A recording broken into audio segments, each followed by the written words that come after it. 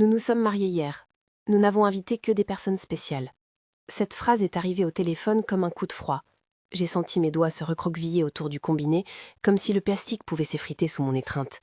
C'était Léna, la voix nette, sans tremblement, presque fière. Max ne parlait pas. Derrière eux, j'ai entendu des rires, le bruit d'un verre qui s'entrechoque. Une photo a clignoté sur mon écran 5 minutes plus tard. Eux, souriants, un petit gâteau, une couronne de fleurs. J'ai regardé la robe rose accrochée dans mon placard, celle que j'avais achetée pour ce qu'on m'avait dit être une fête familiale. Robe qui maintenant avait l'air d'un costume pour une pièce où je n'étais pas la bonne actrice. Je me suis assise. Les mots se sont empilés dans ma tête. Personne spéciale. Qui, dans ma propre maison, ne méritait pas cette place? Pendant 3 ans, j'ai cru donner par amour. 3 ans pendant lesquels j'ai versé régulièrement $500 par mois pour aider Max à payer un loyer qui n'aurait jamais dû être le mien. 3 ans où j'ai payé un réfrigérateur, un canapé, une machine à laver, des réparations, des factures qu'il disait urgentes. J'ai gardé les reçus dans une boîte à chaussures sous le lit. J'ai compté, si souvent, dans la solitude, jusqu'à ce que le total devienne une petite montagne indiscutable. 33 400 $. Ce soir-là, cette somme, 33 400 $, m'a frappé plus fort que n'importe quel coup physique. Ce n'était pas seulement l'argent. C'était la traduction, en chiffres, d'un amour mal pesé, d'une confiance mal protégée. Je ne me suis pas sentie humiliée, à la manière de la honte publique. C'était plutôt une infiltration lente, comme une fuite d'eau qu'on laisse couler pendant des mois, jusqu'à ce que le plancher pourrisse. Et puis la cérémonie dont j'étais exclue. Ils avaient le droit de choisir leurs invités, bien sûr, mais la manière, la voix, le silence de Max rendaient l'exclusion plus tranchante que n'importe quelle absence. Je me suis levée, j'ai enfilé mes chaussures sans nouer les lacets, et je suis allée ouvrir le placard. La robe rose pendait encore, molle, incapable de décider si elle voulait se réjouir ou non. J'ai pris mon sac, la boîte à chaussures et mon carnet. J'ai commencé à noter, à détailler. Le 12 avril, transfert automatique $500. Le 2 juin, paiement du canapé, $1 200. Le 7 septembre, chèque pour le frigo, $845. Petit à petit, tout s'est déroulé sous mes yeux, dégraissé jusqu'à ce que le chiffre final, 33 400 $, brille comme une pierre froide. Je n'ai pas appelé pour leur expliquer au début. J'ai regardé les photos sur les réseaux sociaux, où ils posaient avec la belle-fille de l'oncle, la cousine, l'enfant du voisin. Tout était élégant et incongru, comme si l'exclusion avait été décidée par une mise en scène. J'ai relu un message où Léna me remerciait à propos d'un meuble. « Merci maman », avait-elle écrit. Rien qui trahisse la résolution qu'ils avaient prise la veille. Et pourtant, la phrase au téléphone le disait clairement. Ils avaient interdit ma présence. Le souvenir des 3 dernières années ne s'est pas présenté comme une suite ordonnée. Il est revenu en éclats, comme des cartes qu'on étale sur une table. La première fois que j'ai commencé à envoyer de l'argent, c'était une impulsion. Max venait de perdre son emploi. Je me suis dit qu'un geste, pendant quelques mois, l'aiderait à traverser. Les premiers mois, tout sembla légitime. La recherche d'un nouvel emploi, des molécules d'espoir dans des CV, des promesses de remboursement toujours repoussées, mais accompagnées de gentillesse. Puis, il y a eu le canapé, parce qu'on recevait des amis, le frigo, qui était vieux, les meubles pour meubler un couple que, je le croyais, j'accueillais. À chaque fois, j'ai senti que j'agissais comme il fallait. Mais l'amour n'était jamais la seule monnaie qu'ils acceptaient. J'ai commencé à remarquer des choses, des appels tardifs à propos d'un prêt, un message panique me demandant de couvrir une facture médicale que je n'avais jamais vue, des excuses en cascade pour retarder un remboursement. Ils me parlaient parfois comme à une banque aimante. J'étais un compte, une ressource, pas une personne à part entière. Lorsque j'ai essayé de poser des limites, on me regardait avec surprise, comme si la parenthèse « maman » n'avait jamais signifié autonomie. Le jour où j'ai décidé de compter, je me suis dit que je ne voulais plus vivre dans ce brouillard d'indétermination. Il fallait des chiffres, des dates, des preuves. J'ai passé l'après-midi à rassembler relevés bancaires, copies de chèques, messages, courriels, photos de meubles achetés et livrés. J'ai fait un dossier propre, glacé, presque clinique, qui révélait 3 ans d'un flux déséquilibré. $500 par mois. Sur 3 ans, c'était 18 000 $, juste en loyer. Le reste provenait des achats ponctuels, des cadeaux, des paiements d'urgence. Tout ensemble, 33 400 $. 3 chiffres qu'on ne peut balayer d'un revers. Après avoir enfermé le dossier sous ma chaise, j'ai pris une décision presque mécanique. Je devais couper les transferts automatiques. Ce ne serait pas une punition, ce serait une mesure de protection. Si j'étais encore capable de discerner, je devais protéger ce discernement. Le lendemain, je suis allée à la banque. Monsieur Klein, le jeune responsable au guichet, a levé les yeux en m'entendant. Je lui ai expliqué, sans entrer dans des détails douloureux, que je voulais annuler quelques mandats, modifier les accès et recevoir des copies de tous les mouvements sur mes comptes des 3 dernières années. Il a été patient, poli, humain. Nous allons faire le nécessaire, m'a-t-il dit, comme si ce n'était pas la première fois qu'il voyait une vieille dame se défendre contre des usages indus de sa générosité. Sur le chemin du retour, j'ai acheté une petite caméra d'extérieur et une nouvelle serrure. La vieille serrure grinçait depuis toujours, je l'ai remplacée dans l'après-midi. Installer une serrure, expliquer à la vendeuse ce que je voulais, choisir une caméra avec un angle large, tout cela m'a donné un sentiment presque d'artisanat. Je reprenais possession de mon espace, une vis à la fois. Eleanor, la voisine, Eleanor Brooks, certains prononcent son nom Elanar, d'autres Elanar, selon comment le vent souffle sur la langue de quartier, a remarqué le carton sur mon seuil. Elle a apporté un café et des biscuits fades, comme si une recette simple pouvait aider à recoller ce qui était cousu d'une main trop rapide. Elle est restée 1 heure, elle a écouté et à la fin m'a serré la main comme on confie un secret à quelqu'un pour qu'il le porte. J'avais pensé que la coupure des transferts suffirait à créer une distance saine. Je ne m'attendais pas à la violence de la réaction qui allait suivre. Quelques jours après, Max et Lena sont arrivés chez moi au milieu de l'après-midi, comme s'ils venaient pour un café. Ils sont entrés sans frapper, prenant prétexte que la porte était ouverte. Lena avait l'air impeccable. Max avait cette expression figée, comme s'il marchait sur une scène où il n'avait pas le premier rôle. Ils n'étaient pas seuls. Derrière eux, un homme qu'ils ont présenté comme leur avocat, M. Fisher ou Fisher, l'orthographe m'a été reportée différemment selon qui en parlait, portait une mallette. Il avait l'air officiel, et pour un instant, j'ai cru que tout allait se résoudre avec des mots polis. La conversation a rapidement pris une tournure administrative. L'homme a demandé à voir mes documents. « C'est pour votre protection », a-t-il dit, avec une voix qui sonnait comme un marteau à l'envers. Max a feint l'inquiétude. Lena a dit « Tu te souviens quand tu oubliais le nom du chien la semaine dernière ? Ça va peut-être s'aggraver. » Ils ont essayé de me faire signer des papiers. Une procuration, disent-ils, qui leur permettrait de prendre en main mes affaires pour mon bien-être. Je n'ai jamais aimé signer une ligne sur laquelle on me demandait de ne plus décider. J'ai posé ma main sur la feuille, j'ai regardé leur visage, puis j'ai arraché le document en leur disant non. Ils n'ont pas ri. Max s'est approché et d'une voix douce a murmuré « Maman, tu ne devrais pas prendre des décisions importantes seule. » Lena a ajouté, plus sec « On s'inquiète pour toi. » Derrière eux, l'avocat a ouvert sa mallette et a sorti un dossier épais, comme si la simple présence d'un document pouvait renverser la réalité. Ils ont fouillé mes tiroirs, pris des photos de mes relevés. J'ai demandé pourquoi ils faisaient cela. Ils ont répondu qu'ils ne voulaient pas de scène, qu'il valait mieux tout régler proprement. C'est alors qu'ils ont menacé, pas avec des gifles, mais d'une manière plus sourde et plus efficace. Ils ont parlé de démarches légales pour obtenir une tutelle. « Si c'est nécessaire, nous demanderons au tribunal qu'un curateur soit nommé », a dit l'avocat. Le mot tutelle a résonné comme une serrure que l'on ferme sur votre voix. Ils sont partis, laissant derrière eux une atmosphère remplie d'un parfum d'irrésolu. Les heures qui ont suivi ont été un brouillard d'adrénaline froide. Je me suis effondrée sur le canapé que j'avais acheté pour eux, ironique, et j'ai pensé à toutes les fois où j'avais cru bien faire.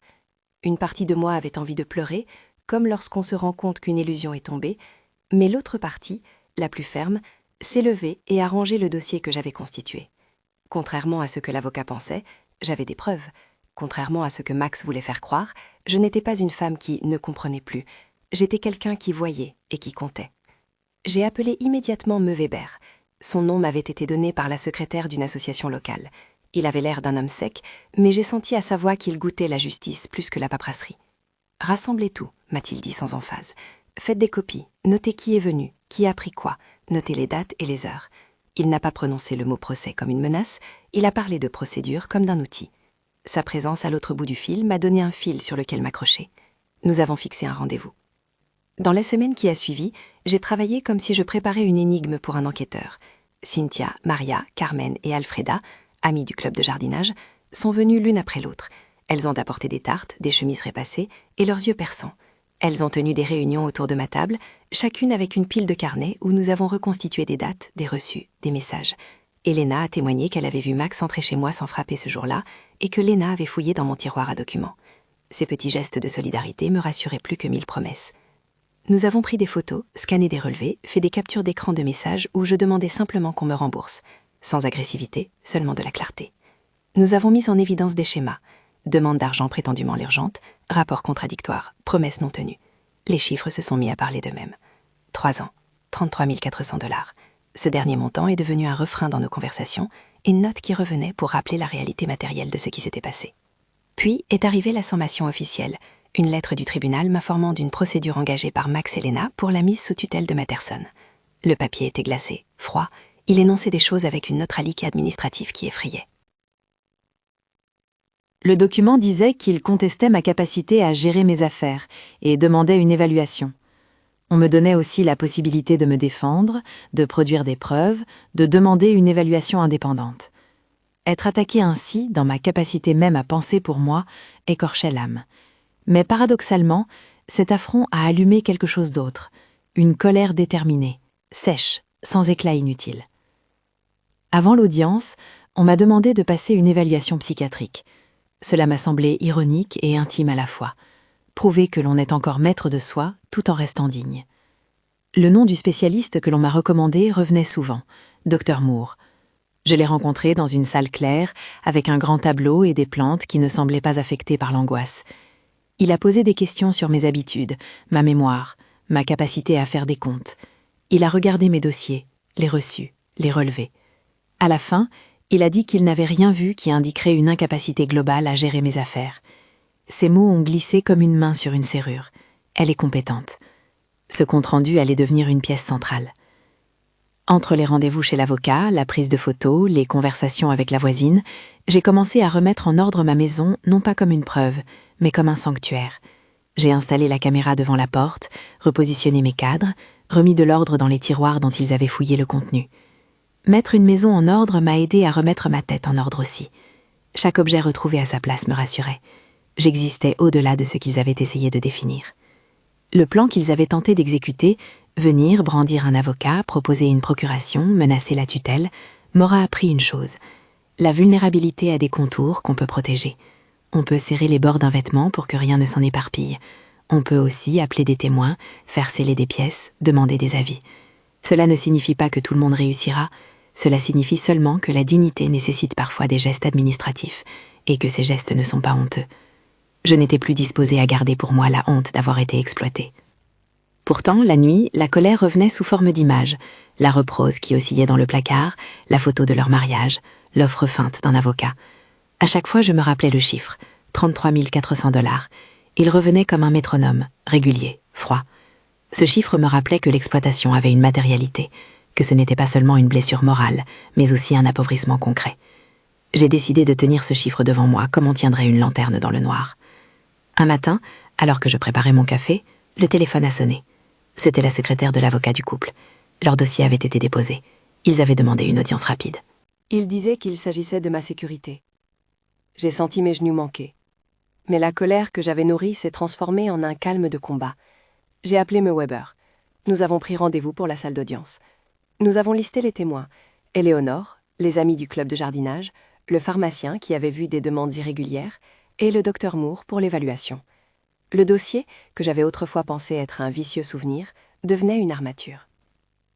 Avant de partir pour la première audience préparatoire, j'ai regardé par la fenêtre du salon. Le balcon donnait sur la rue, où les gens allaient et venaient, le chien du voisin aboyait, une voiture passait. Le monde continuait, implacable, sans se soucier des blessures que l'on portait. Mais j'ai senti, pour la première fois depuis longtemps, une certitude pure. Je ne voulais plus me laisser définir par la manière dont d'autres avaient choisi d'utiliser ma bonté. J'ai mis mes mains sur la rampe du balcon et j'ai respiré. La décision était prise. Je me battrais, non pas par rancœur, mais par dignité. Et pourtant, au moment de fermer la porte derrière moi, j'ai eu un instant d'hésitation. Le dossier pesait dans mon sac. 33 400 $. 3 ans. Les chiffres dansaient sur le bord de mon esprit.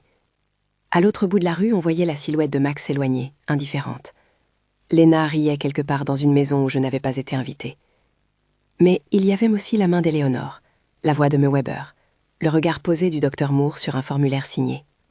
Il y avait des alliés, et il y avait moi, qui avais choisi de me relever.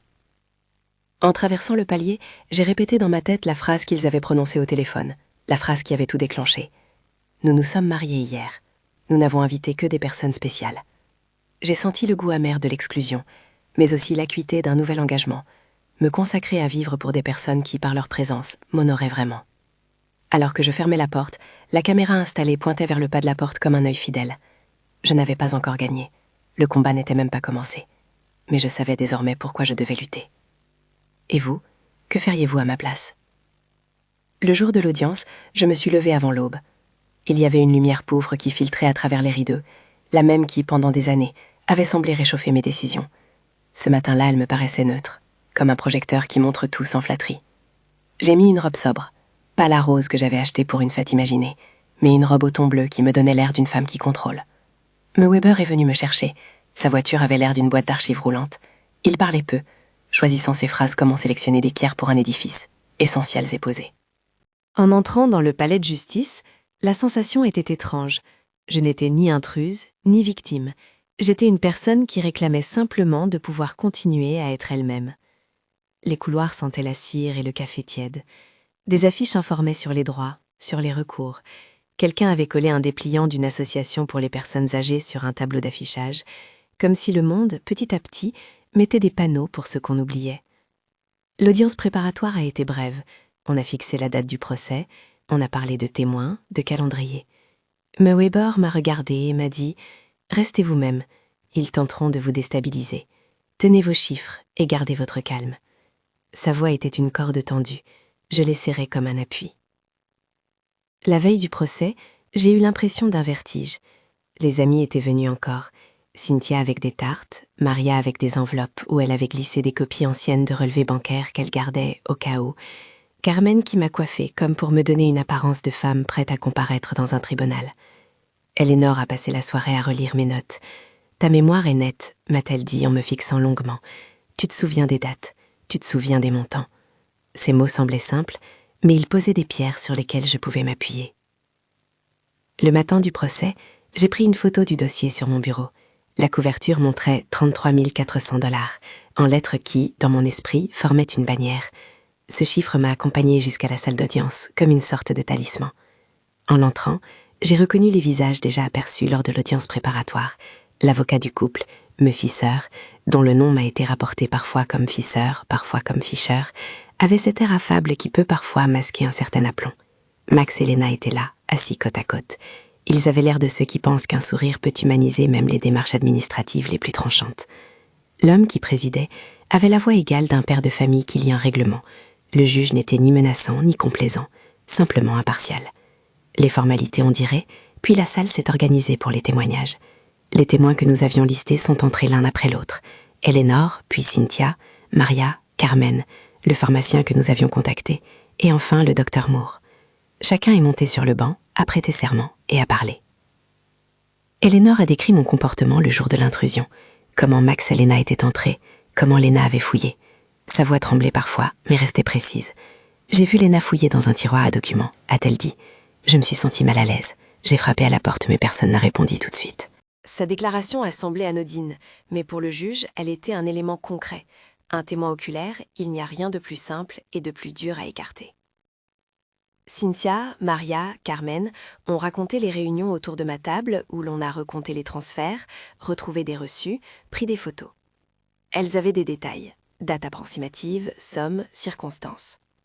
Le pharmacien, un petit homme prudent derrière son comptoir, a confirmé que certaines fois des demandes de paiement avaient été amenées avec une urgence discutable et qu'il avait conseillé, poliment, à la personne qui demandait, de vérifier avec tous les documents avant de payer. Ces mots n'accusaient personne, mais ils dessinaient une répétition qui n'était pas satisfaisante. Quand le docteur Moore est entré, la salle a un peu retenu son souffle. Il a parlé d'abord comme un médecin qui observe et rapporte. Il avait examiné ma capacité à gérer mes comptes, avait testé ma mémoire, mes habitudes quotidiennes, ma compréhension des engagements financiers. Ses conclusions étaient claires. Il n'avait pas trouvé d'indications suffisantes pour recommander la mise sous tutelle. « Compétente », a-t-il dit, et ces mots ont glissé dans la salle comme s'il en avait ouvert une fenêtre. Pour la défense, bien sûr. La partie adverse n'a pas manqué de tenter de minimiser la portée de cet avis. Me Fisher, ou Fischer, a essayé de le faire basculer, mais le docteur Moore a maintenu son témoignage avec calme, expliquant ses procédures, sans emportement. Puis vint mon tour de témoigner. Me Weber m'a conseillé de parler lentement, de dire la vérité et d'être factuel. J'ai pris la parole. J'ai regardé le juge, puis Max, puis Lena. Je ne les ai pas accusés par des mots venimeux, j'ai simplement énoncé des faits. Date de transfert, achat effectué, promesse non tenue. J'ai mentionné 500 $ par mois, pendant 3 ans, le montant total qui atteignait 33 400 $. J'ai décrit la sensation d'exclusion quand j'ai vu les photos de leur mariage, non pas pour les blesser, mais pour expliquer la blessure qui m'avait poussé à compter et à protéger mes moyens. La défense a tenté d'installer une image différente. Selon eux, j'avais des trous de mémoire, des oublis mineurs qui, cumulés, témoignaient d'une précarité cognitive. Ils ont appelé leur propre expert, un médecin dont le nom m'a été cité parfois comme Lehman, parfois comme Lyman, pour dire que parfois, chez les personnes âgées, des signes peuvent apparaître. L'homme a parlé d'incertitude générale. Il n'a pas produit de traces écrites de déficience. Il a construit une hypothèse fragile, que Mephiser a ensuite étirée. C'était une stratégie ancienne et efficace, semer le doute juste assez pour que la balance penche. Mais notre dossier n'était pas seulement une curiosité de chiffres. Nous avions des preuves matérielles. Copies de virements, captures d'écran de messages, photos des meubles livrés, des factures. J'ai mis sous les yeux du juge une feuille où, en chiffres nets, lapidairement, apparaissaient les 33 400 $. J'ai expliqué la logique des transferts, 500 $ mensuels vers un loyer que j'ai payé de bonne foi, puis des dépenses ponctuelles. J'ai parlé de promesses de remboursement non tenues et j'ai mentionné le moment précis où, sur mon téléphone, j'ai vu la photo du gâteau et lu « Nous nous sommes mariés hier. Nous n'avons invité que des personnes spéciales. » J'ai laissé ces mots flotter dans la salle. Ils ont résonné plutôt au téléphone. Ils résonnaient encore. La défense a manipulé quelques témoins à sa façon. Un voisin, interrogé au départ, avait, selon leur dossier, déclaré m'avoir vue confusive à certains moments. Mais sous la contre-interrogation, ce témoin a reculé. Il avait confondu des jours, il avait peut-être vu un instant de distraction. La précision des dates que nous avions apportées a mis à jour des erreurs de mémoire dans leur récit. D'autres témoins, employés par la défense, des connaissances qui avaient été invitées à confirmer des oublis, ont fourni des témoignages flous, vite démontés par les reçus et par la cohérence de nos pièces. Le juge, qui n'est pas dupe des stratégies, a tout écouté avec une attention froide. Lorsqu'un témoin a tenté d'inventer un détail, le regard du magistrat a suffi souvent à le faire reculer. Il y eut un moment presque théâtral pendant le procès. Mephiser a sorti une lettre affirmant qu'il existait des inquiétudes sur ma capacité à gérer mes dépenses et que cela expliquait pourquoi Max et Lena avaient agi pour mon bien. Sa voix essayait d'être douce, presque paternaliste. J'ai senti la colère monter, mais j'ai attendu qu'elle retombe. Weber a alors levé la voix, mais sans agressivité. Il a fait parler les chiffres, a exposé la liste ininterrompue des virements, a insisté sur le motif apparent, des demandes répétées, des promesses non réalisées, l'usage des mots urgence et crise qui semblaient déclenchés pour obtenir de l'argent. La plaidoirie de Weber n'était pas un cri, c'était l'équivalent d'un faisceau de lumière pointé sur des zones sombres. Il a demandé au juge de considérer la preuve matérielle et la cohérence de nos témoins et de voir dans la demande de tutelle la volonté d'obtenir un contrôle qui, manifestement, servait des intérêts des demandeurs. Le procès n'a pas été une victoire immédiate. Il s'est déroulé en plusieurs jours avec des pauses qui semblaient destinées à faire baisser la tension. Max a essayé de me regarder comme on regarde quelqu'un qu'on va convaincre. Lena a souri parfois, comme si un sourire pouvait légitimer l'absence. Il y a eu des instants d'humiliation. L'avocat adverse a cité, hors contexte, un email où j'accordais une faveur, présentant cela comme une preuve d'instabilité. J'ai senti la salle se tendre. Mais chaque fois qu'une manœuvre bancale apparaissait, nos documents parlaient. Les relevés bancaires ne mentent pas. Ils montrent les flux. Le juge regardait parfois la page, fronçait les sourcils, notait. Il y eut aussi des moments de solidarité inattendus. Le pharmacien, qui au départ avait été un témoin neutre, a expliqué comment il avait conseillé une personne à vérifier avant de payer, dont le récit correspondait à l'une de nos requêtes de remboursement. Un ancien collègue de Max a été appelé et a témoigné qu'il savait que Max avait connu des périodes difficiles, mais qu'il n'avait jamais vu de preuve que j'étais inapte. Ce témoignage n'allait pas changer le monde, mais il fit vaciller la version que la défense tentait d'imposer. Au fil des jours, j'ai appris à transformer la colère en précision. J'ai appris que la rage, si elle est dirigée contre la bonne cible, ici, la falsification d'une réalité affective et financière, peut devenir une source de clarté. J'ai appris aussi que j'avais des alliés, des femmes qui, en m'apportant des tartes et des copies de relevés, m'ont donné une armature. La dignité, parfois, se mesure à la capacité de rassembler des preuves et des cœurs. Quand le juge a demandé la pause pour délibérer, j'ai marché dans la cour du palais de justice, un rectangle froid où, malgré la gravité des choses, des pigeons fouillaient des miettes. La foule bruyante de l'extérieur contrastait avec le silence dense de l'intérieur. Je me suis assise sur un banc. Mon corps tremblait légèrement, mais mon esprit était étrangement calme. J'ai repensé aux photos de leur mariage, à la robe rose, à la phrase qui m'avait fait basculer. « Nous nous sommes mariés hier, nous n'avons invité que des personnes spéciales. » Elle m'avait enlevé quelque chose, mais la justice me donnait maintenant l'occasion de le reprendre. Le verdict est venu un après-midi clair. La salle a été remplie de ce même mélange d'attente et de banalité que l'on trouve dans les grands moments. Des gens affairés, des dossiers empilés, un magistrat qui rouvre son dossier. Le juge a pris la parole, sa voix mesurée comme toujours.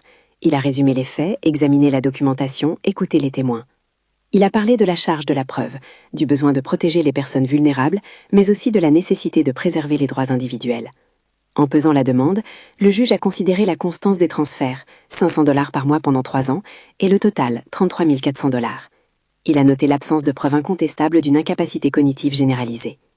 Il a conclu que la demande de tutelle n'était pas justifiée sur la base des éléments présentés. Lorsque les mots « demande rejetée » ont été prononcés, quelque chose en moi s'est détendu comme un muscle qui a enfin laissé tomber un poids. Les larmes sont montées, pas de la vengeance, mais d'une reconnaissance simple. On m'avait écouté, et ma capacité à exister avait été reconnue. Max et Lena ont regardé ailleurs. Leur visage était fermé. Me Fischer ou Fischer était regardant, mais sans étonnement dramatique. Peut-être avait-il espéré qu'un tribunal allait avaliser ce qu'il souhaitait. Ils avaient perdu cette fois. Ce n'était pas une revanche personnelle, c'était une rectification d'un propos. Après la sortie du tribunal, il y a eu des embrassades, sobres mais sincères, avec Eleanor, Cynthia, Maria et Carmen. Les femmes du club de jardinage m'ont entourée comme un rempart. Nous avons pris un café sur un banc et j'ai eu le sentiment d'être à la fois la même personne et une version réaffirmée d'elle-même. Ce jour-là, personne ne m'a demandé de pardonner. Personne n'a cherché à ce que je fasse semblant de comprendre l'incompréhensible. On a simplement reconnu ce qui s'était passé et on a regardé vers l'avenir. Après la procédure, la vie n'est pas redevenue une promesse facile. Il y a eu des démarches de clôture, des vérifications bancaires, la nécessité de sécuriser davantage mes documents. J'ai vendu la maison. Céder le lieu où tant de souvenirs s'étaient entassés n'a pas été une décision prise à la légère. Ce foyer gardait des traces d'années entières, mais il contenait aussi des blessures dans les recoins. Vendre m'a permis de transformer un espace de souffrance en un capital d'autonomie. Je me suis séparée d'objets sans regret. Le canapé acheté pour eux partit, la machine à laver trouva une nouvelle maison, la robe rose fut donnée à une association locale qui organisait des événements pour les femmes. Je n'ai pas effacé les traces, je les ai converties. Avec l'argent de la vente et mes économies préservées, j'ai décidé de m'offrir des choses que je n'avais pas osé me permettre. Un voyage en bord de mer, quelques cours de peinture, une donation à une association qui aide les aînés victimes d'abus financiers. Donner était pour moi une manière de tourner la page et d'injecter du sens dans une histoire qui aurait pu se terminer en aigreur. J'ai commencé à peindre des toiles simples, des balcons, des tasses de café, des portraits flous de personnes que j'avais aimées. L'art m'a donné une voix nouvelle, plus douce, qui exprimait la complexité de ce que j'avais vécu sans le réduire à une histoire de haine. Les voyages ont été des respirations. J'ai pris le train jusqu'à une côte où le vent joue avec les cheveux comme un conseiller bienveillant. J'ai marché sur des plages presque vides. J'ai lu des livres dont je n'avais pas eu le temps. J'ai dormi des heures entières sans inquiétude. Ces nuits, sous des plafonds différents, m'ont appris combien la liberté tient parfois de petites décisions. Verrouiller une porte, choisir son café, décider de qui fréquenter. J'ai fréquenté des ateliers d'art, rencontré des personnes de mon âge qui avaient aussi des récits de perte et de redémarrage. Nous avons ri souvent, parfois pour rien, parfois parce que rire était la seule façon de reconnaître l'absurde. Un des gestes dont je suis le plus fière fut la donation à l'association locale de protection des aînés. Ce n'était pas un geste spectaculaire, une somme modeste, mais destinée à aider des conseillers à être disponibles, à fournir de l'information et un peu de soutien pratique. J'ai aussi participé à une série de rencontres où l'on parlait des signes d'abus financiers: isolement, demande fréquente d'argent sous prétexte d'urgence, tentative de contrôle des documents. J'ai fait attention à ne pas donner de conseils juridiques. Je partageais simplement mon histoire, mes ressentis, mes erreurs et mes réussites, en disant « Si vous pensez être dans une situation similaire, parlez-en à un professionnel ». Ces rencontres ont créé un réseau, un petit filet de sécurité pour d'autres comme moi. Les relations avec Max se sont effilochées. Nous avons tenté quelques rares appels où il cherchait à expliquer, à justifier, à parfois nous conter une version qui le plaçait comme sauveur. Je n'ai pas fermé la porte à la réconciliation totale, mais j'ai posé des limites claires. La vie adulte nous demande parfois de transformer des liens familiaux en liens choisis. Je me suis accordé ce droit-là, aimer qui je voulais aimer, mais à mes conditions. Lena, dont le nom oscille encore dans les mémoires des voisins, a continué sa route. Je ne la cherche plus. L'absence n'est pas une blessure à traîner, elle est une clairière où l'on peut planter autre chose. La peinture s'est installée comme une nouvelle habitude. J'ai un petit atelier à présent, avec des pinceaux rangés dans des bocaux et des toiles qui sèchent. Je peins les balcons, souvent. L'image d'un balcon n'est pas anecdotique, c'est un espace de transition entre l'intérieur et l'extérieur, entre ce que l'on garde et ce que l'on offre au monde. Un soir, je me suis assise sur mon balcon, la même image finale que j'avais imaginée dans mes nuits d'angoisse, les étoiles au-dessus, la ville en dessous. J'ai pensé aux femmes du groupe de jardinage, aux pharmaciens, à Me Weber et à Dr Moore. J'ai pensé à ceux qui, dans leur méthode, avaient tenté d'effacer ma liberté. Et puis j'ai respiré longuement. Parfois, le souvenir de la phrase revient. Nous nous sommes mariés hier. Nous n'avons invité que des personnes spéciales. Elle a marqué le point de fracture, mais elle n'a plus le pouvoir de nier qui je suis. Il m'arrive, lors d'un dîner, de regarder une place vide et de sentir une tristesse, une colère petite. Mais je sais maintenant distinguer ce qui mérite de l'énergie et ce qui n'en mérite pas. J'ai appris que la dignité se reconstruit lentement, qu'elle accepte l'aide, qu'elle sait demander de l'appui sans perdre sa voix. J'ai appris à compter, pas seulement des billets, mais des raisons de continuer. Je ne prétends pas que mon résultat est universel. Chaque histoire est différente. Chaque tribunal et chaque cœur ont leur propre rythme. Je dis seulement ce qui m'est arrivé. La documentation, les témoins fidèles, une évaluation claire et la patience d'aller devant un juge m'ont aidé. Le jugement n'est pas une panacée, il est un instrument, parfois juste, parfois inégal. Mais pour moi, il a permis de ralentir une mécanique d'exploitation et de restaurer quelque chose de simple, mon droit à décider de ma vie. Aujourd'hui, mes journées sont plus légères. Je vais au marché, je peins, je prends des cafés avec des amis. J'organise parfois des petites expositions de mes toiles au centre communautaire. Les gens s'arrêtent, regardent, et quelques-uns me demandent « Comment avez-vous tenu ?» Je réponds toujours la même chose, en choisissant la vérité, et en acceptant qu'il y ait des alliés autour de moi. Je ne me considère pas comme une victime, je me vois comme une femme qui a été trompée, mais qui a récupéré sa place. La vente de la maison m'a apporté aussi la joie de voyager, de voir la mer et les montagnes. J'ai senti pour la première fois depuis longtemps que mes choix m'appartenaient. J'ai fait des dons modestes, pas pour effacer la douleur, mais pour construire un filet où d'autres pourraient peut-être s'accrocher. J'ai donné aussi quelques morceaux de mon histoire à des journalistes locaux, dans l'espoir que raconter puisse prévenir. Mon message final n'est pas un reproche ni un sermon, c'est une invitation à la vigilance et à la solidarité.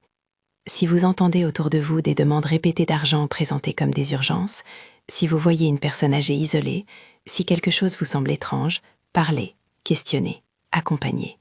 Si vous vivez vous-même une chose semblable, sachez que l'on peut se documenter, chercher du soutien et, si besoin, se défendre.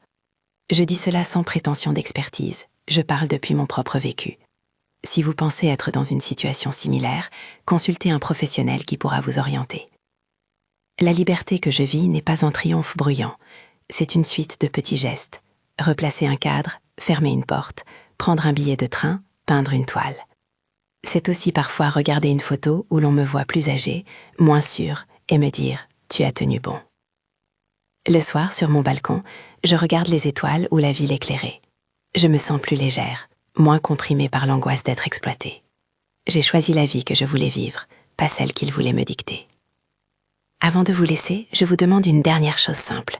Si mon histoire vous a touché, partagez-la avec quelqu'un qui pourrait se reconnaître. Parlez-en. Et si vous appréciez ces récits, abonnez-vous à la chaîne pour ne pas manquer d'autres histoires de vie, de lutte et de reconstruction. Merci d'avoir écouté ma voix. Je pars peindre le prochain balcon.